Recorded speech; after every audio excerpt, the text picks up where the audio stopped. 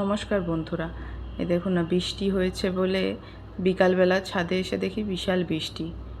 তো বৃষ্টিতে গাছ ফাছ ভিজে একবারে একার। তো গাছেদের পক্ষে তো খুবই ভালো হয়েছে।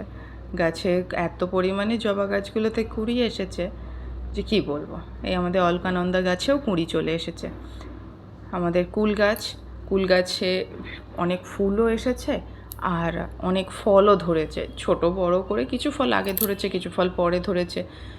এই কুল গাছটাতে এই প্রথম ফল দিচ্ছে। তো কীরকম কুলটা সেটা আমরাও জানি না।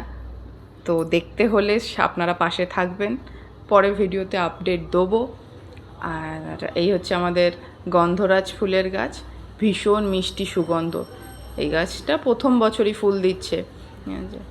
এর আগে এই গাছটা থেকেও আমরা ফুল পাইনি। একটা ফুল হয়েছে, একটা কুঁড়িও হয়েছে। আমাদের জুঁই ফুলের গাছ, জুঁই ফুলেও বিশালভাবে কুঁড়ি এসেছে। আচ্ছা, আমাদের এইটা হচ্ছে আমাদের থোকা টগরের গাছ। থোকা টগরেও কত কুঁড়ি এসেছে দেখুন না, অনেক কুঁড়ি এসেছে। আর এইটা হচ্ছে আমাদের কাঞ্চন ফুলের গাছ। যে পরিমাণে কুঁড়ি এসেছে সব, পরের কালকে তো অনেকই ফুল ফুটবে। এই আর একটা আমাদের থোকা টগরের ফুল গাছ।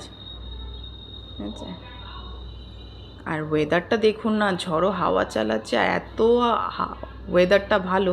আর এই দেখুন না, ভীষণভাবে ওয়েদারটা, মেঘলা আকাশ, পুরো আকাশ কালো মেঘে ভরা ছিল। এত সুন্দর ওয়েদারটা লাগছিল। আর বৃষ্টি হলে তো গাছগুলো একটু হেলদি হয়েই যায়। আর নাকচম্পা গাছে কুঁড়ি দেখেছেন? আমাদের এটা আরেকটা অলকানন্দার গাছ, অনেক কুঁড়িও এসেছে।